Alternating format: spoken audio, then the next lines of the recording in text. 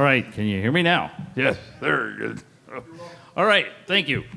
All right, this is our last panel for the day. Please, don't cry. Oh, that was cold.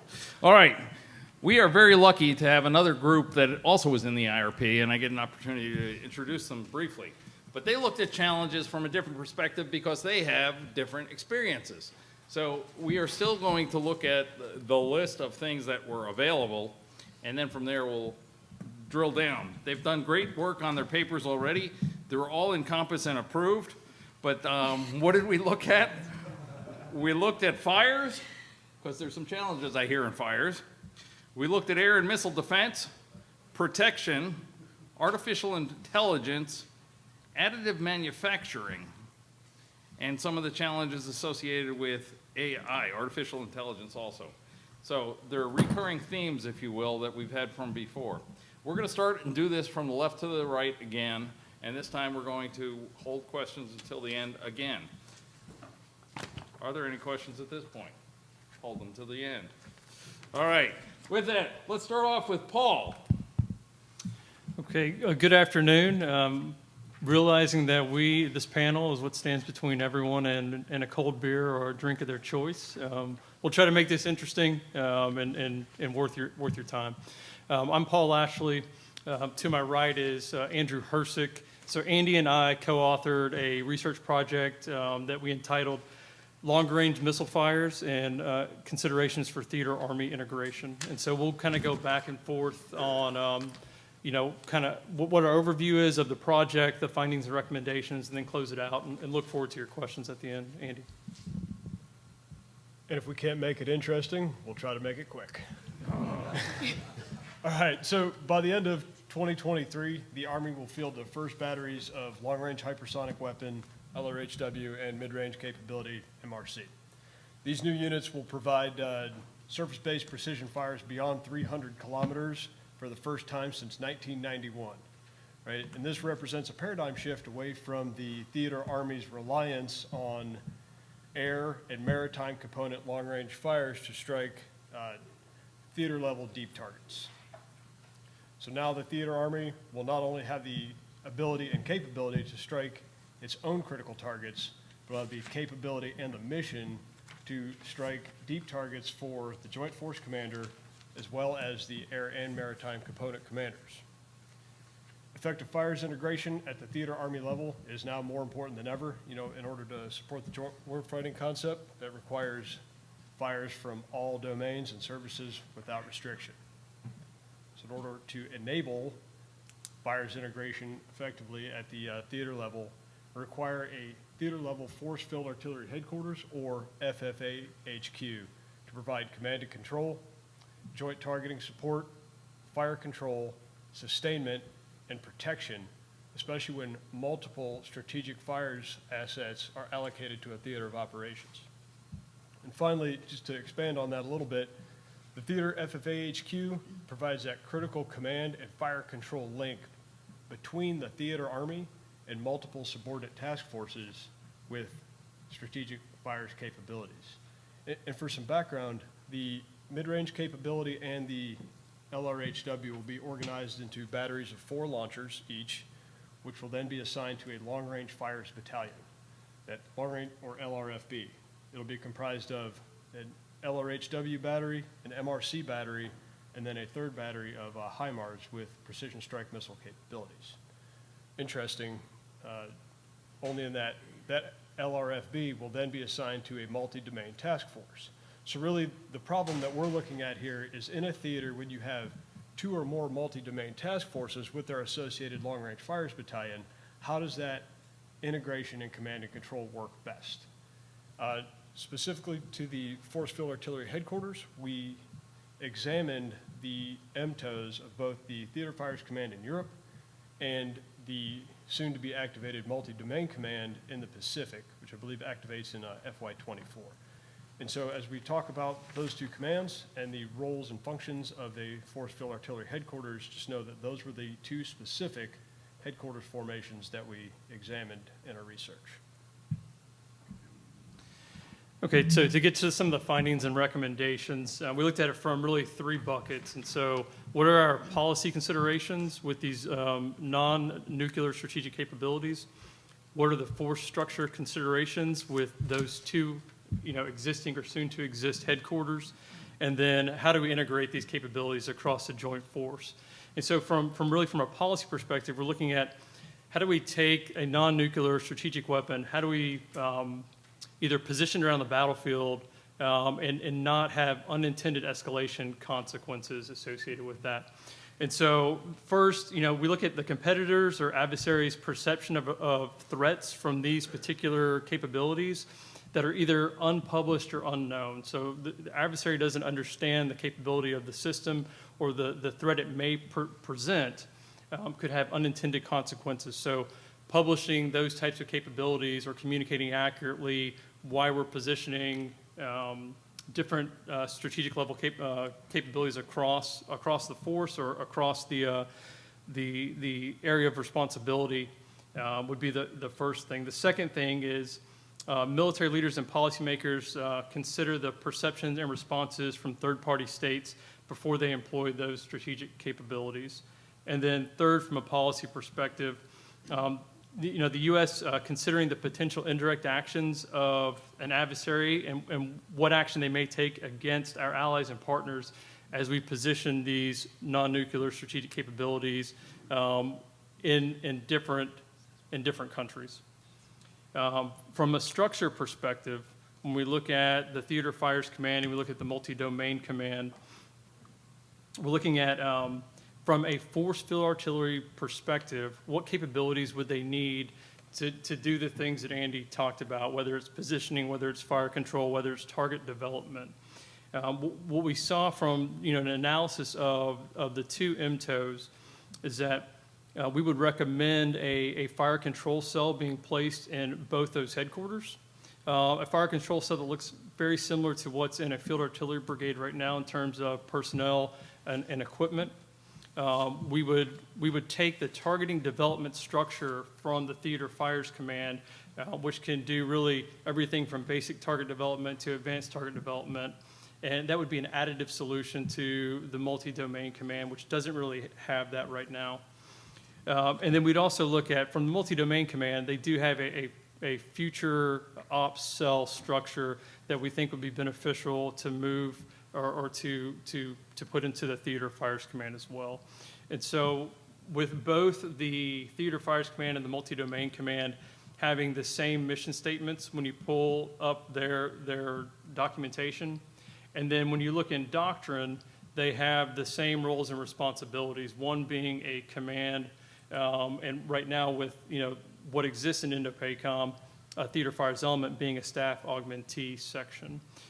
The MTOs are also very different when you look at the types of personnel that are within each one of the MTOs, and so very heavy with military intelligence individuals in the Multi-Domain Command right now, and not heavy on field artillery individuals or 131 Alphas, which are targeteers for the Army, right? And so with Intel doing intelligence support to targeting, and 131 Alphas being the AOC in the Army that does targeting. So looking at a standardization across both of those headquarters to provide the capabilities for what we're asking them to do from a mission perspective and from a doctrinal perspective for roles and responsibilities. And then and really the last thing we looked at, or the last bucket we looked at, was how do we integrate these capabilities across a joint force. And so the recommendation of an integrated implementing an integrated air tasking order or something like that, where there is a process and a place to do apportionment and allocation of surface-based capabilities to be used across the joint force. And so if you take the example of if there is an Air Force sensor sensing a target in the maritime domain, it can be serviced by capabilities that exist that are ground-based now. And so having a place to allocate and apportion the capabilities that exist in the long-range hypersonic, with long-range hypersonic weapons or the mid-range capabilities we can integrate it, across joint all-domain operations when we're talking about trying to gain advantage over a peer or near-peer adversary. Turn it back over to you, Andy. Yeah, so just to close this portion up, the capabilities and attributes of LRHW and MRC are impressive in their own right, but just like any other fire support system, their integration into operating concepts and command structures will ultimately determine their effectiveness. These are exquisite capabilities, but at the end of the day, they're still just fire support systems. They still have to be at the right place at the right time with the right munition to achieve the desired effect on the target. And oh, by the way, the C2 nodes involved in that process have to be able to close that kill chain fast enough to ensure an effective target strike. Again, we think that the multi-domain command and the theater fires command with some adjustment to their structure will have the capability to do this best for the theater army. Thank you. Yes, sir. Can I ask a question? Well, sir, you already did. Go ahead. All right, thanks. Yeah, no. Just very quick, Paul, Andy, that's great. Is it strategic or is it just long range? That's question one. And secondly, Andy, did you look at our traditional view of geometry on the battlefield in terms of boundaries and who's fighting which fight?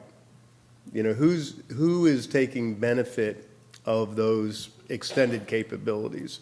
Have we looked at, do they still make sense? Do we need new definitions or new descriptions of what battle space looks like? Thanks.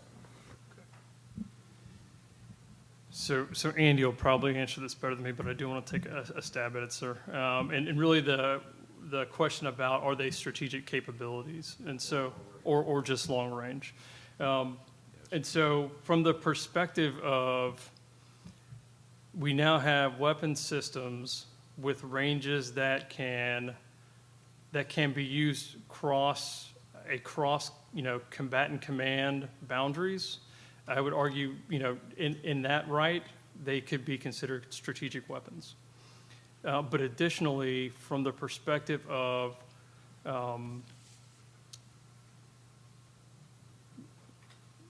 how the adversary views the weapon system. And so it can have strategic implications as they're positioned forward, just because of the ranges that they possess, if that makes sense, sir. Okay, well, it's a joint fires system, if you will, or there's a process that integrates all of this into the joint system. So this is not a specifically Army thing, and we'll wait for a little bit further discussion if we could until after we get through this, but your guys are all over it. You want to know more about fire, sir? These guys are the right guys to talk to. But Paul and Andrew have done a great job with this, and I appreciate their efforts. And they will use more acronyms in a page than you can count, sir, if you want. But they're good. Next, though, we're going to talk with Matt. And Matt is an air defender, so he looks at also fires kind of things, but more in the protection assets. And now if we start looking at doing air defense and protection in competition, what are some of the new challenges that maybe we have to look at or maybe we have to consider? So we've got extended ranges, we got medium ranges, now we got the air defense ranges that we're going to have to consider, and I'll turn it over to Matt. All right, good afternoon, everyone. For my research project, I really started with studying the role of air missile defense and how it fits in with the competition continuum between competition, crisis, and conflict, as I see air missile defense as a key role, like some other weapon systems across all three contexts. The publication of the new FM30, the Chief of Staff's writings highlight the importance of the competition continuum, and that's kind of where my research. To paraphrase what the Chief wrote, success in competition is measured by the deterrence of malign actions and enabling the attainment of national objectives, and if deterrence fails, how to quickly transition to armed conflict. In crisis, very similar, success is characterized by the favorable return to competition, protection of our U.S. and our allies, gaining a position of increased advantage, and then if de-escalation or deterrence fails, a quick transition to armed conflict. And then As we discussed the last couple days, success in armed conflict is really characterized by the defeat of the enemy, establishing favorable conditions to meet those strategic objectives, but ultimately consolidating gains and returning to competition. What I found is deterrence, and the role of deterrence is the underlying current across all three strategic contexts. And I attest that air missile defense plays a key role within that effort. So I utilized historical vignettes, not too historical, but studying THAAD's introduction into Korea and specifically China's response to that, how that was perceived, the international response to the 2019 UAV and cruise missile attack on the Saudi Aramco and how we responded to that, and then the recent conflicts in Azerbaijan, in Armenia, and then also the Russian-Ukraine war.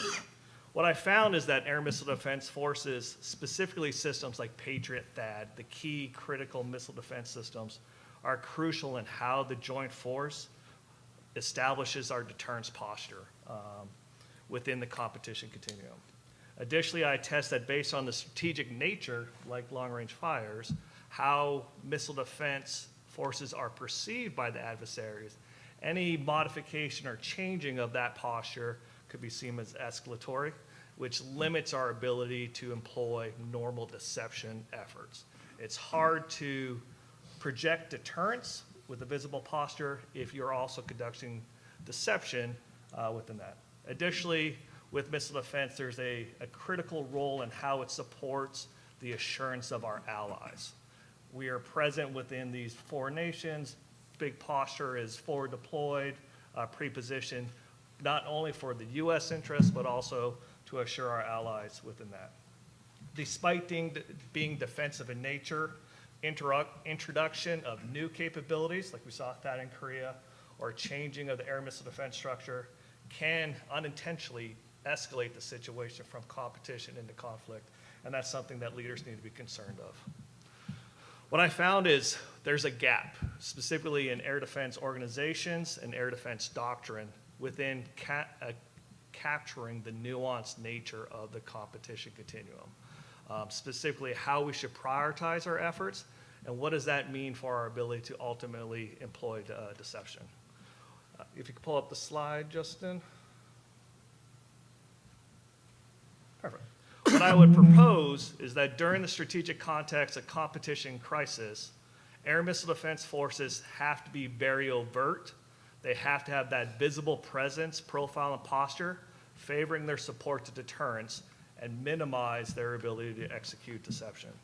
The application of deception during these contexts really hinder and potentially escalate the situation, which doesn't help what the joint force is doing.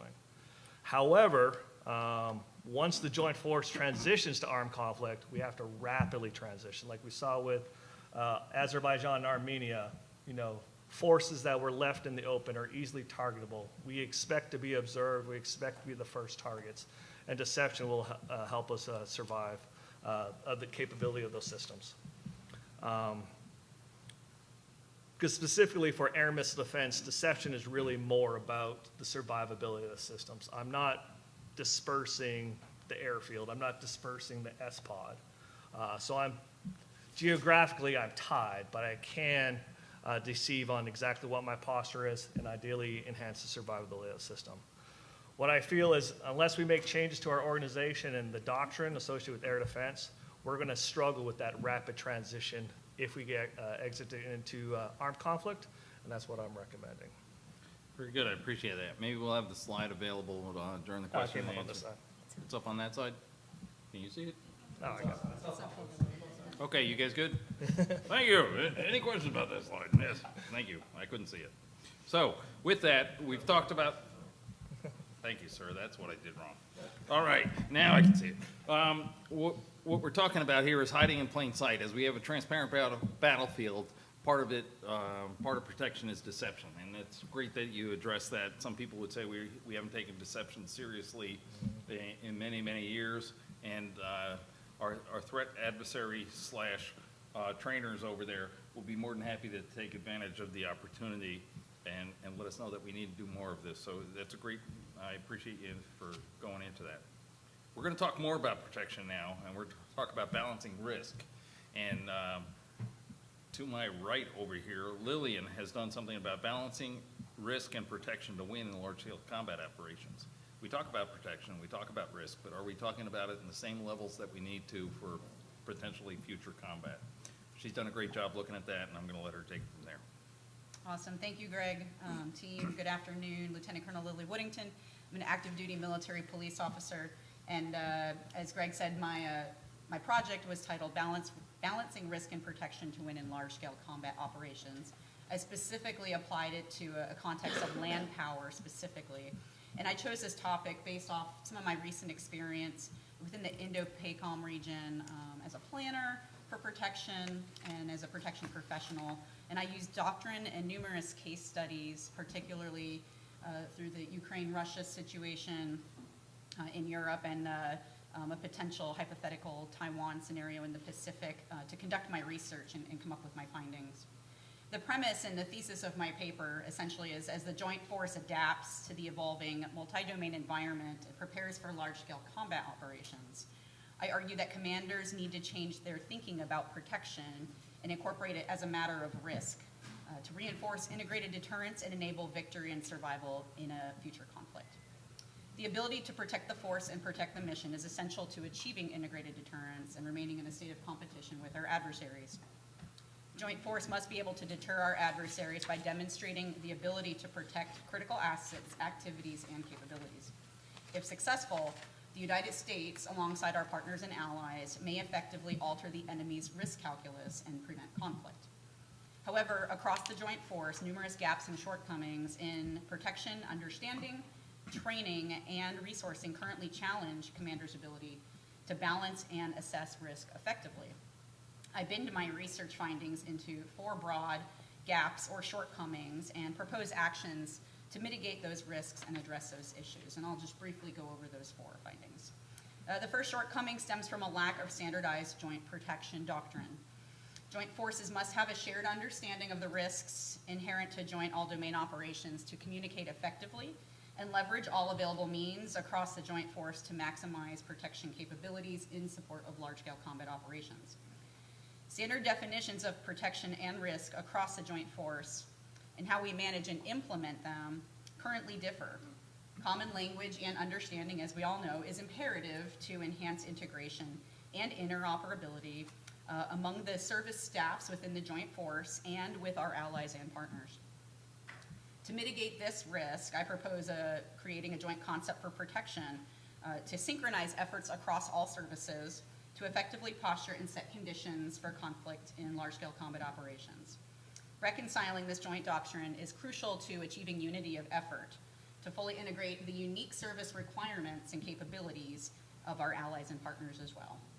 The next protection gap I'll discuss stems from the complexity of the layered threats across all domains within an immense operational area. In large-scale combat operations, just as in the homeland, as we stated earlier in the Homeland Defense panel, there's simply too much to protect and not enough resources to do so at all times. To mitigate this risk, strategic leaders and commanders must issue clear risk guidance and incorporate protection prioritization considerations into all planning and decision-making. The layering of effects across multiple domains requires determining and communicating which critical assets and capabilities are the highest priority for protection and which can assume the most risk. This enables surge protection windows and layered effects in time and space to protect critical assets and capabilities within a contested environment. However, extremely difficult risk choices will come from these decisions to apply limited protection resources to balance protecting the force and the mission, and we need to be prepared for those difficult choices. A third protection shortcoming is the result of inadequate protection and risk management knowledge across the joint force. Protection considerations must be integrated into everything we do by everyone and are crucial to survivability in the multi-domain threat environment. All domain threats affect operations and can isolate forces in a degraded, denied, intermittent, and limited LISCO environment with limited protection resources and capabilities to protect. To mitigate this risk, I propose additional training is needed across the joint force to fully understand risk management and actively integrate protection measures into all planning and operations. Individuals and leaders at all levels and across all levels of command and staff, starting at the top, require more training and expertise in protection measures, as well as planning and risk assessment. Some of the case studies and war games I studied during my research highlighted the importance of measures, some of which were previously mentioned, such as dispersion, deception, rapid mobility, incorporated into operations to protect.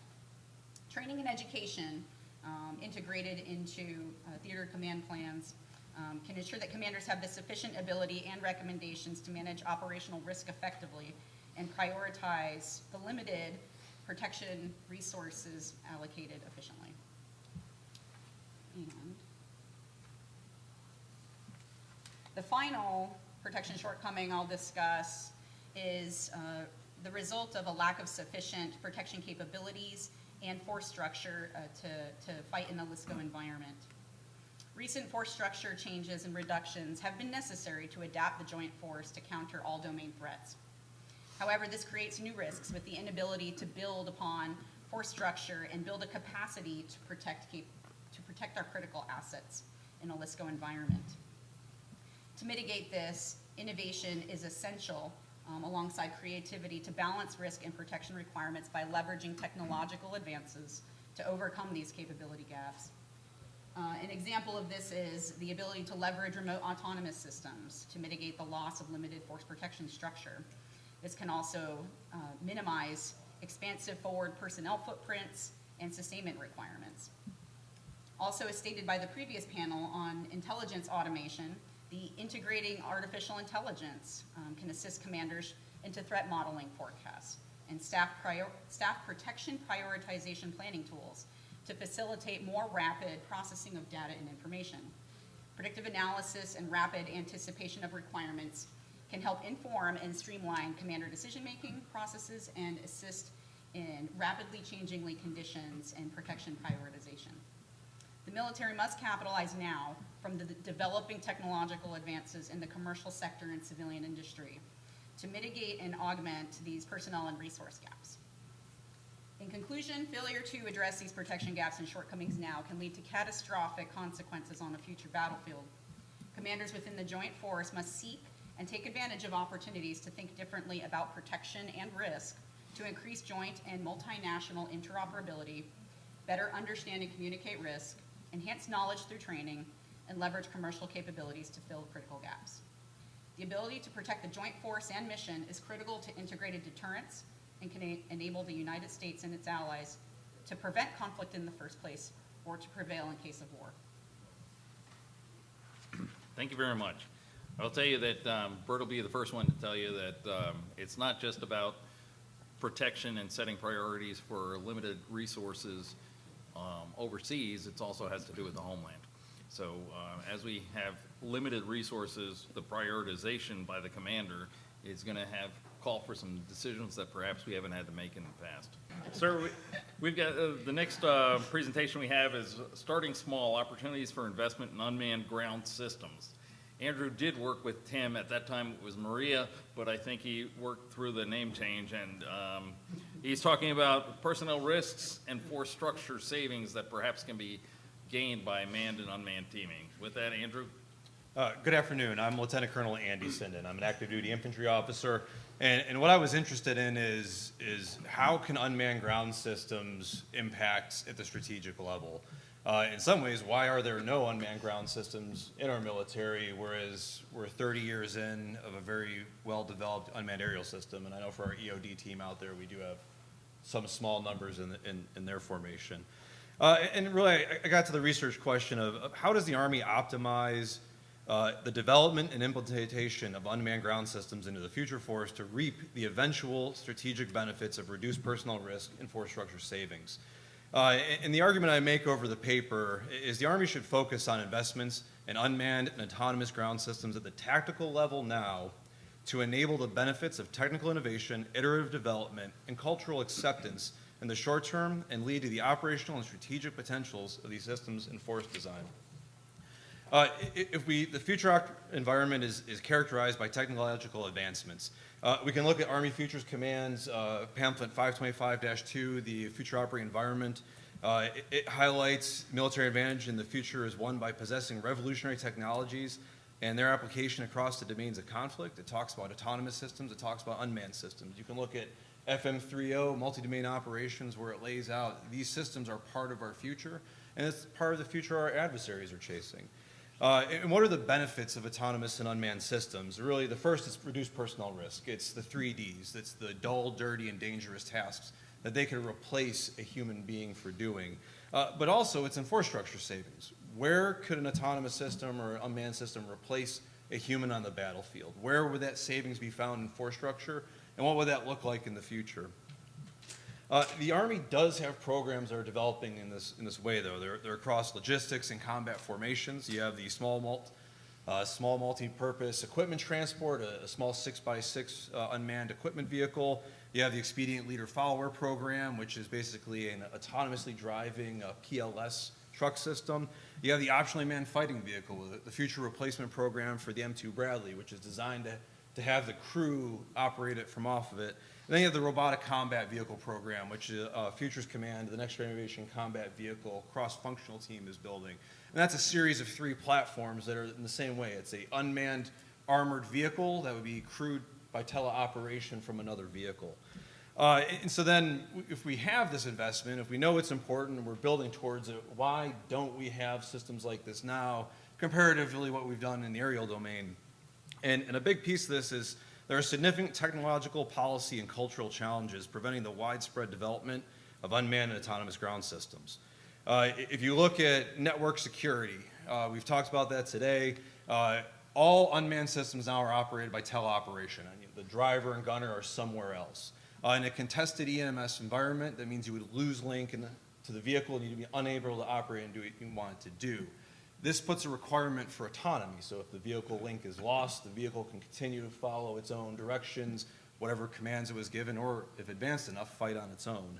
But then autonomy has its own issues. It's a combination of artificial intelligence, machine learning, computer vision, and in many ways, if you can look at the automotive industry, which has been pushing for autonomous vehicles across numerous companies, we're not there yet.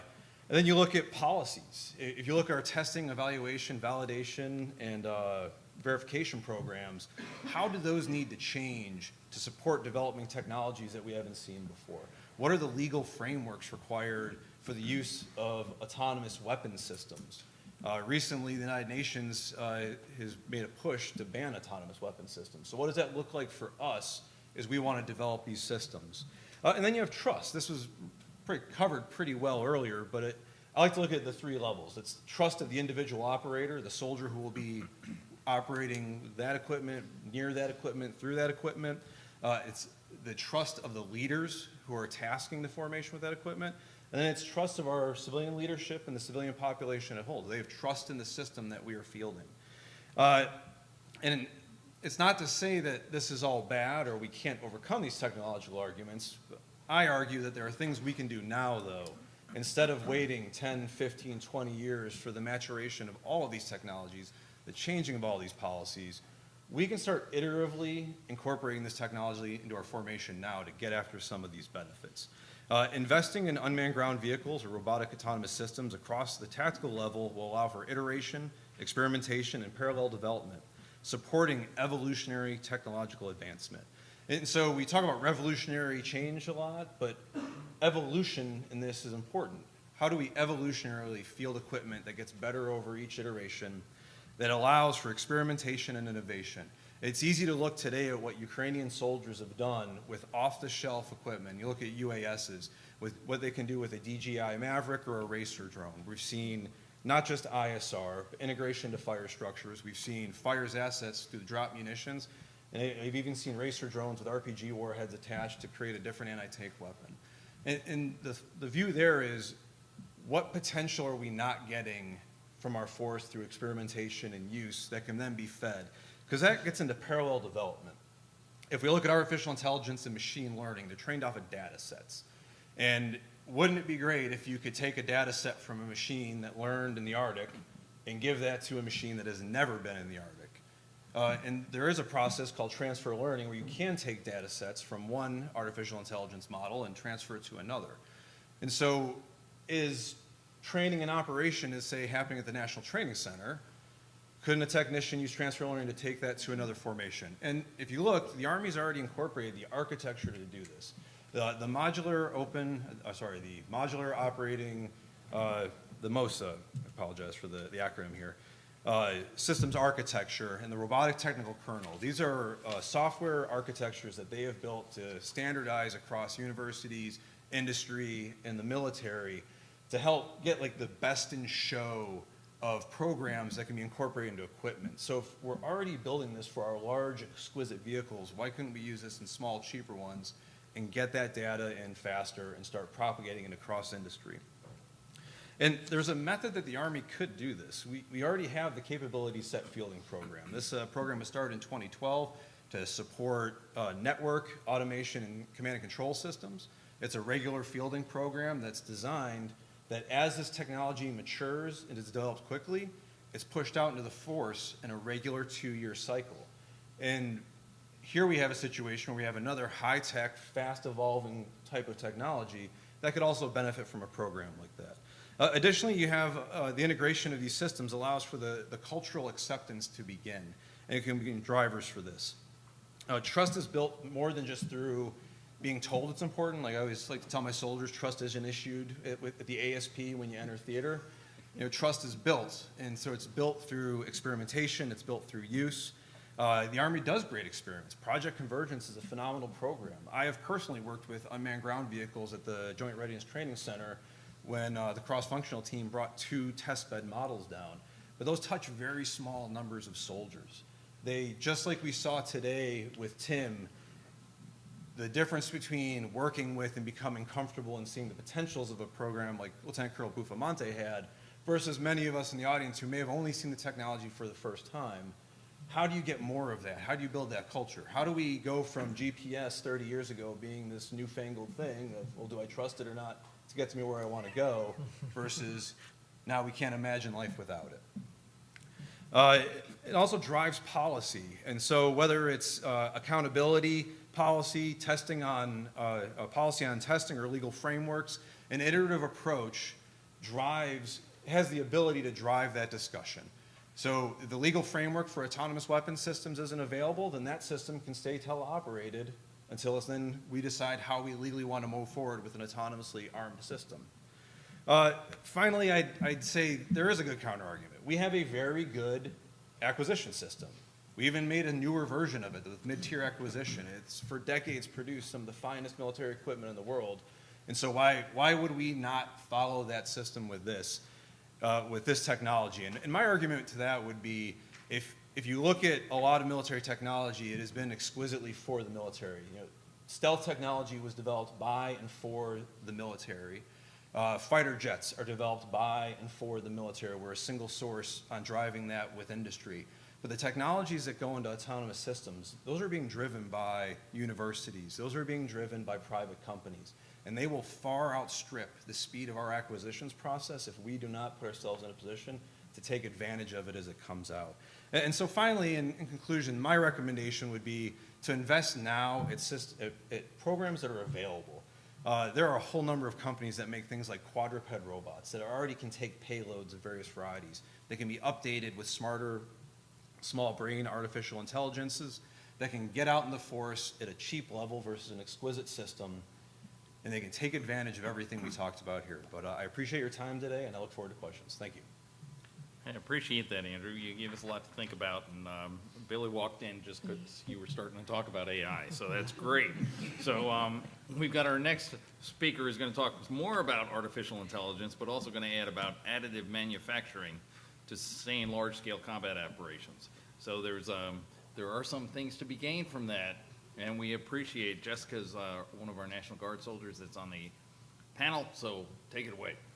Good afternoon. Lieutenant Colonel Jessicah Garrett-Sommisich. I'm a Kentucky Army National Guardsman, and I'm a chemical and logistics officer. So naturally, when I came to the War College, I thought, I'm going to do my paper on AI. It's going to be interesting.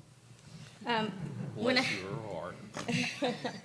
When I started looking at it, I thought, initially I was just looking at additive manufacturing, and then we had some stuff with Dr. Barry, and I just thought, gosh, we joke that sustainment in the Army is slow and that sometimes it takes us a while to get things places. But it's really not a joke, and it is the truth. And so I thought, gosh, if we could leverage AI to take some of that time and give it back to sustainers so that they could do maintenance, movement, whatever they need to do, wouldn't that be amazing? So I looked at how the Army should leverage AI and AM, but in small doses, starting small, like Andy said, for several reasons, but primarily to build trust in this automation that is being used, across the world right now. When I looked at AI specifically, I said, okay, we have the Internet of Military Things and the Internet of Battlefield Things, which allows us to put a sensor on everything.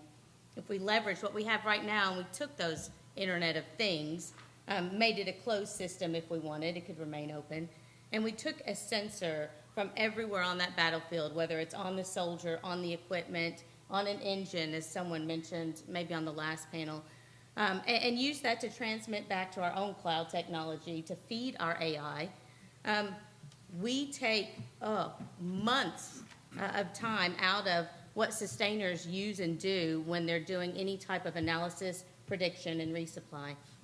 I look specifically at Amazon, and I hate to say that, but right now we trust Amazon. I'm sure everyone in the audience would say they know if they place an order on their Prime account right now, they know that if Amazon says it's going to get there tomorrow, it'll get there tomorrow. They use AI to do a lot of that prediction. So building trust, Amazon's had 12 to 15 years to do that.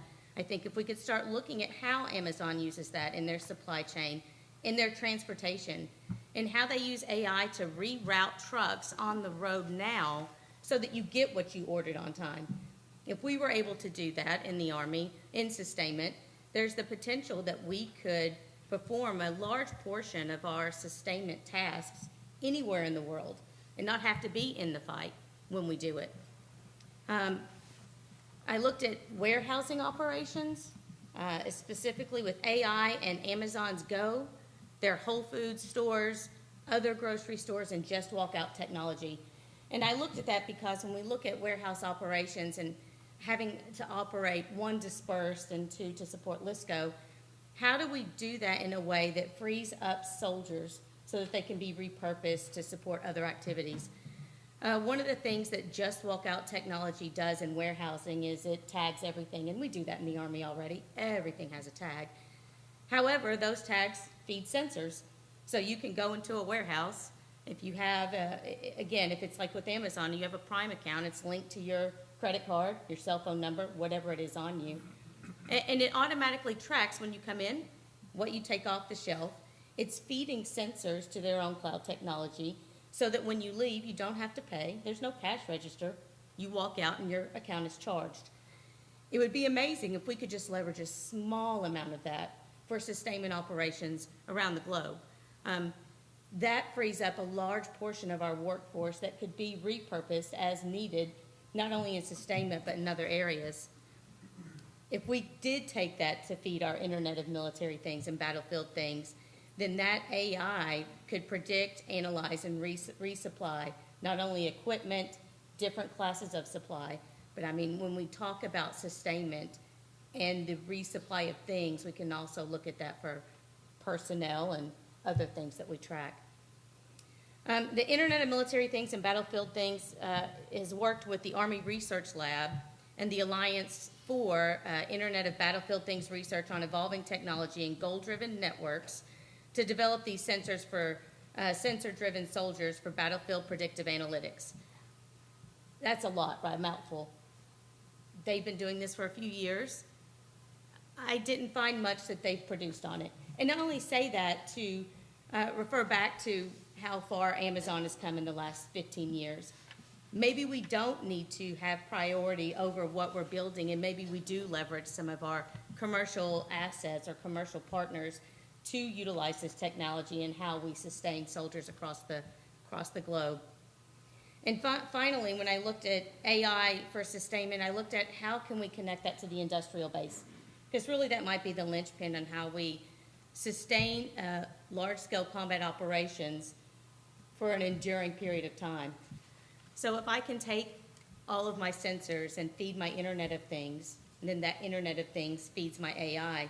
Not only, as Dr. Berry said, does the AI continue to get smarter and understand what I'm looking for and do predictive analysis and start pushing out sustainment for resupply, but it can also feed the industrial base so that we know whatever ammunition that we are expending in real time and that we're burning through at rates higher than we expected, that is feeding the industrial base so that they see, oh, we'll turn this on and start producing more of this type of ammunition.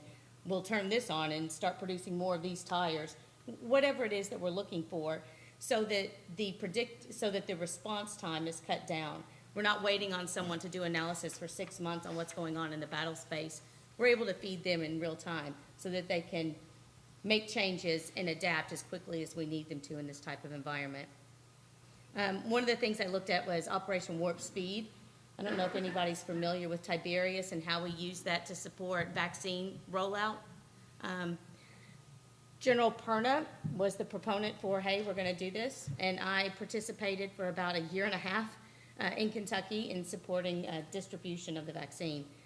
And what he looked at and what we had some difficulty with when he did this was, I've got a system, it's going to pull from multiple data sets, the census data, it's going to pull from pharmacy data, it's going to pull from the pharmacy makers for the vaccine.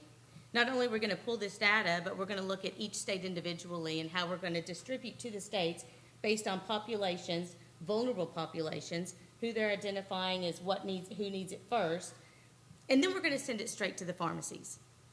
Now, he could have done that without any interference from the states, but he said, because you all may not, states, trust that where I'm going to send this is where you need it, because you may not trust that the data I'm receiving is accurate, I'm going to give you the opportunity to step in and say, oh, no, I don't want it going there, I want it going here, whatever the case may be. The cell that I ran and working with Tiberius, we looked at just Kentucky, and we only used Tiberius data.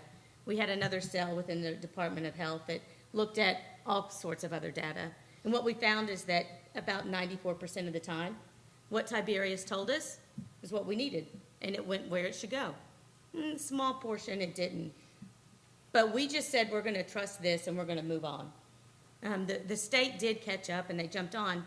The point I'm making is that in a period of crisis like COVID and getting a vaccine out quickly, we were able to leverage technology that right now we're still a little bit hesitant to use in sustainment writ large. When I looked at additive manufacturing, I reached back to my state and asked, hey, how are we using this? Are the shops using it at all? Are you all producing anything? And what I got was, well, NGB doesn't have anything for us. They don't have any guidance. We bought a 3D printer for one of the shops and we use it to make keys. Great. I will say that the commercial industry is leveraging additive manufacturing in ways that we may be looking at, because we do have a strategy and we do have objectives and we do have goals, but our quality assurance and control processes allow for zero defect. And I understand that to a degree. However, if we want to make any strides in how we use additive manufacturing and the ability that we could potentially use this in dispersed environments to produce parts, different commodities, Class 8 medical supplies, small things that we may not be able to get to the soldier on the field in that dispersed environment quickly, then we have to start looking at how to use it now. When I looked at Caterpillar, and I referenced this a little bit with regards to what was discussed on the previous panel, legacy parts. Caterpillar uses additive manufacturing to print blueprints for their legacy parts so that they don't have to keep them on the shelf. Someone calls and says, hey, we have this, whatever, Caterpillar, bulldozer, whatever. We have this thing and we need this part. We don't make it anymore, but we have the blueprint. We'll print that out and we'll send it to you. China uses 3D printing extensively. They've just, over the past couple of months, printed a fighter jet engine. Now, I know we can come at me with the questions. It's probably crap. It probably crashed, didn't meet the heat standards, whatever it is. But they're doing it. And so they printed a fighter jet engine, and they put it in the jet, and they flew it. Now, it could be disinformation. Maybe this came from not a reputable source. But it came from a pretty reputable source. And they're doing it now. And my only point to that is, we're not even printing screws for Humvee trucks. So can we take some of this technology and assume some risk and sustainment? Because while sustainment is important, it's not the same as getting shot at on the battlefield. So can we take some risk, and can we use some of these additive manufacturing technologies to, one, build trust for our soldiers, and then use it in ways that, if we continue to use it, we'll continue to, one, develop trust, but two, cut out some of the QA/QC processes that we run into. What I found was that if we can leverage both of those to extend our operational reach and sustainment, then we not only support the ability to conduct sustainment operations anywhere, because we're feeding to a cloud that can be accessed worldwide, but we're tying in with the industrial base and we're providing a faster response. It gives us the ability to repurpose soldiers for use in other areas, and it reduces error. I didn't even talk to that, but I was at SPO one time, and getting your SPO staff to give you accurate data, I mean, 1,000,000 times to 1, you couldn't get the right truck count on your footprint for the brigade. And we drove all of them there, but it's all wrong. Accuracy in what we're doing is critical, and I am a firm believer that this technology would give us accuracy that we don't really ever have. And the final thing is that if we use it together, it gives us back time. You can't buy time. And if we can do that, then I think that we make small wins using sustainment that not only builds trust, but also allows us to do things that maybe we're missing or we haven't thought of because we've been so wrapped up in how we're going to get stuff there. I look forward to your questions. Well, thank you. That's great. So we've got a couple of questions, or time for about 20 minutes worth of questions here. But we've talked about a lot of things here. Increased ranges of artillery. What are some of the implications to that? Protection, not having enough of what we need. Talk about AI and the unmanned aspects. And some people will say that the first fight is going to start with unmanned something or other against unmanned something or other. And now we've gotten to the big sustainment piece. So I think we got something there, though, with that 3D printers, with that watercraft from the Pacific challenge we were talking about. Yes. Maybe we can do something about that. But I see Chad, and then I see Sam. Chad? Okay, so my question first framed from earlier in terms of the bandwidth issue, but acknowledging that, and also as probably some of us have grew up during the Army watching basically future combat systems come in and crash and burn on some of these, potential projects that weren't ready for fielding. But taking that and looking at applying the new to the old, in terms of building mass rapidly, what thinking is there in terms of, do we have warehouses of old M113s that I could stick a PlayStation brain into it, that my son can play a battalion's worth, load those things with Javelin missiles to push them forward to engage the enemy.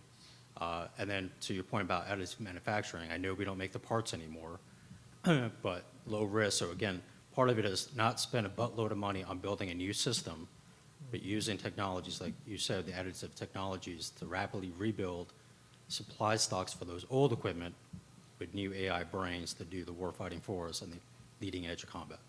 I think, sir, you just solved all our problems. Well, we can go early. Andy, you want to address that? So technologically, yes. A lot of the technology demonstrators that the next generation combat vehicle teams use is our 113 platforms. That's what they're putting the teleoperated systems in. I mean, obviously, if you look at the concern in a LISCO fight, it's the contested electromagnetic spectrum. That will still be an issue we haven't been able to go over yet. But feasible, definitely. I think it's the, if you can't get over the network hump, you're now kind of where we are with all the other issues we're having. And so you could have them all, and then as some of my peers in the earlier set said, if they're not already there, and if they're here, it's a similar issue to force production. We have phenomenal systems here, we have an armored core here, so we can't get it there. It's kind of no different than not getting the 113 there. I would say to the bandwidth issue, just speaking from how I looked at sustainment and the use of AI, I believe that if we started now, and we did start small, and I don't care how small or how big, but you start small, and we're going to start with reporting. So let's start building, using our Internet of Military and Battlefield Things now. Let's start building everything we have in our inventory, and let's put it in there. A long time ago, when I was a young logistician, because I'm old, we used something called a LU, a Logistics Estimate Workbook, and I loved it. That's an Excel workbook. You know, that's not even.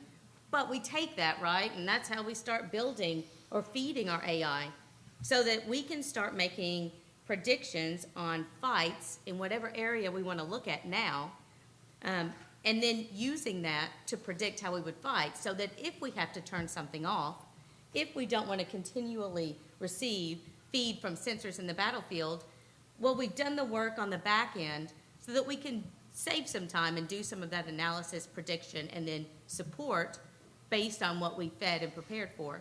And then you can turn that off and not have to use it. And I believe that if we started that now and started feeding and building now, that, you know, there's the potential that we don't have to use it for a while. Maybe we can go for 2 weeks, a month, whatever it is, because we've built it in a way that we can support in multiple environments for various lengths of time. Thank you. And if you take these two panels and put them together, it's like, oh, okay, what are the problems we're going to face for the next 15 years or the rest of these people's careers? I think they've hit the nail on the head on many of them, and they have the potential to be able to continue to work with these problems for the rest of their careers. And I hope that ends up being a long and fruitful time for all of you. But I appreciate your efforts. This has been like another seminar because, like I said, we had like 120 some odd contact hours. I've seen these folks, and I've had a lot of fun with them just because they are all very good professionals, and if you ask for anything, they'll give it to you 110%. So it has been an honor and a privilege, once again, serving with you folks, and I'm humbled to have a part of that. So let's give them a big round of applause.